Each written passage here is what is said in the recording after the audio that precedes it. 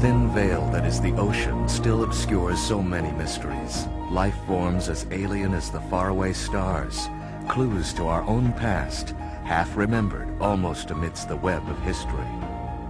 Silent beneath the sunlit sea, the stones themselves may speak of the secrets of another age, of fallen temples and forgotten lives in a land they called Atlantis.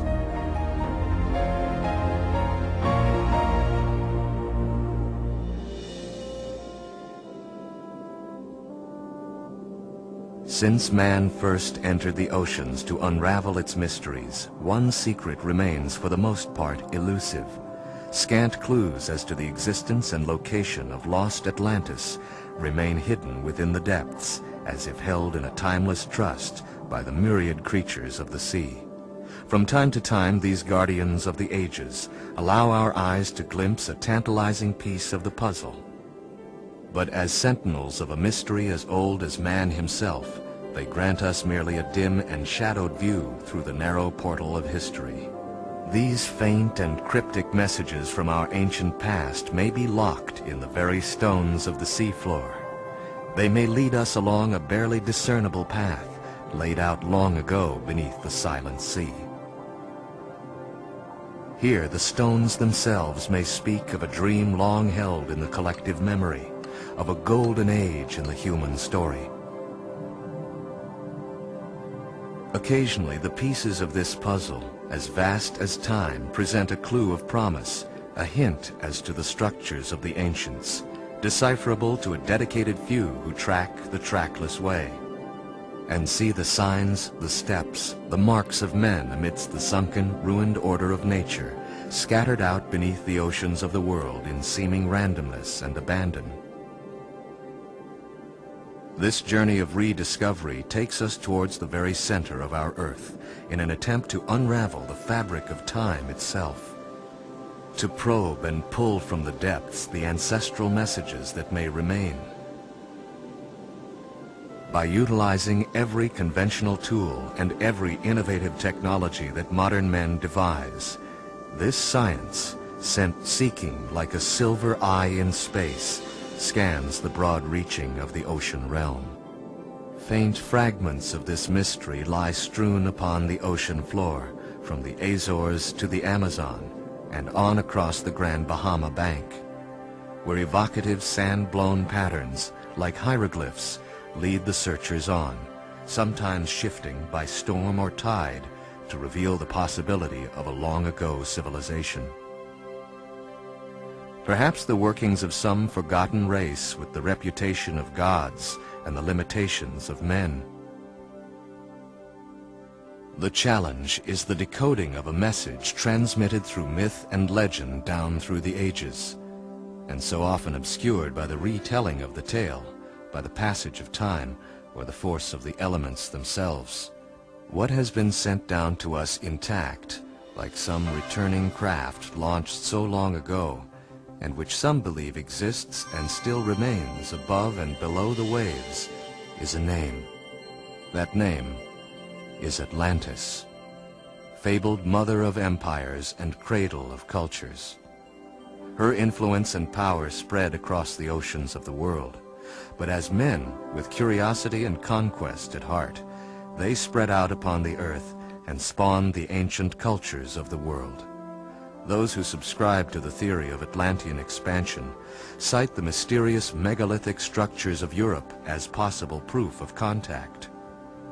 And it must be admitted that the similarities of culture and design, now separated by thousands of miles of open ocean, are, at the very least, striking and intriguing. To the west, the cultures of the Maya, Aztec, and Inca. To the east, the cultures of Egypt and India all pose unanswered questions as to their origin. If only the stones could speak, would they converse in a common language across the gulf of time and space? It is in the land of the pharaohs, Egypt, the crucible of civilization, that we find the first clear clues as to the existence, influence, and demise of Atlantis and its inhabitants. The Egyptians were the only people of antiquity who were well informed as to the history of Atlantis. 600 years before the birth of Christ, Solon, the great lawgiver of Athens, returned to Greece from a 10-year sojourn in Egypt. To the Egyptians, Greek civilization lacked continuity. They viewed the Greeks as children who had often lost their way, and apart from poetic myth, had no continuous record of previous millennia.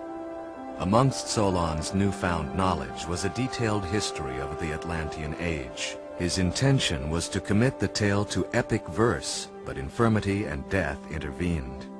200 years would pass before his descendant, Plato, one of the most profound thinkers and historians of the ancient world, would take up the task in his letters to Timaeus and Critias.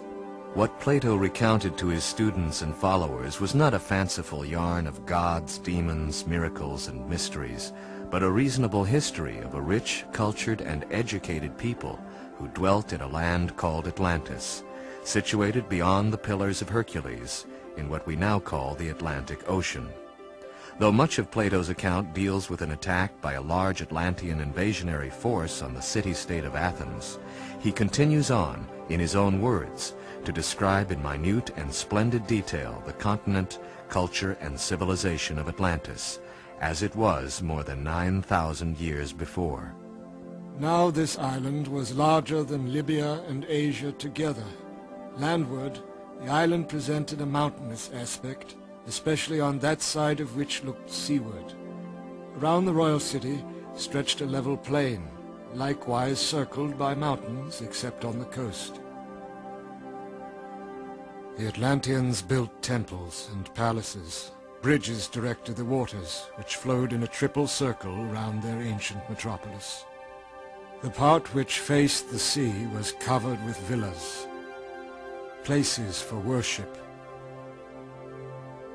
There were outposts of commerce where merchants from all parts came to do their trading.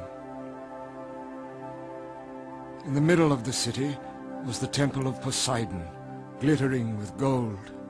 At the entrance to the bridges were gates, surmounted by defending towers.